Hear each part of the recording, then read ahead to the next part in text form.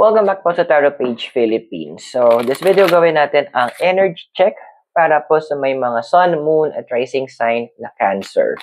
Kung bago po kayo, invite ko na mag-subscribe, like, and share, and readings are for guidance purposes. Use your free will wisely. So, gamit natin the Enchanted Map Oracle Cards. So, ano bang energy check mo? So, ano ba?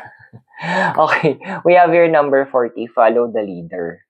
May kasabihan na the only thing that goes with the flow is a dead fish. Medyo applicable to sa'yo ngayon. So, yung ibig sabihin na parang ang sumusunod lang or sumasabay lang sa agos is yung patay na isda. Pero there is this certain fish na lumalaban siya sa current para makapunta sa destination. Yon ang pinapagawa sa'yo ng universe right now. Yung energy mo ngayon.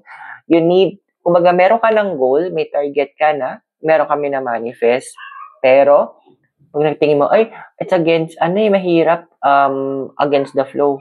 Time for you na to go against the flow. Hindi naman yan binigay sa'yo ng universe or pinakita sa'yo kasi para lang takamin ka. Actually, para sa'yo yun. Kaya nga nakikita mo Kaya nga nilagay sa heart mo. So, it is time that you fight for it. Ang maganda dito kasi, mas masarap namnamin ang isang tagumpay o ang isang bagay, ang isang pangyayari kapag alam mong pinaghirapan mo. Iba yung impact nun.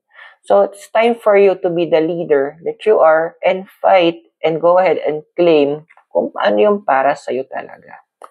So, I hope nakatulong yung reading. Those are for guidance purposes. Use your free will wisely. At wag pong kalimutan mag-subscribe, like, and share. So, all the way here from Baguio City, have a great day. Bye!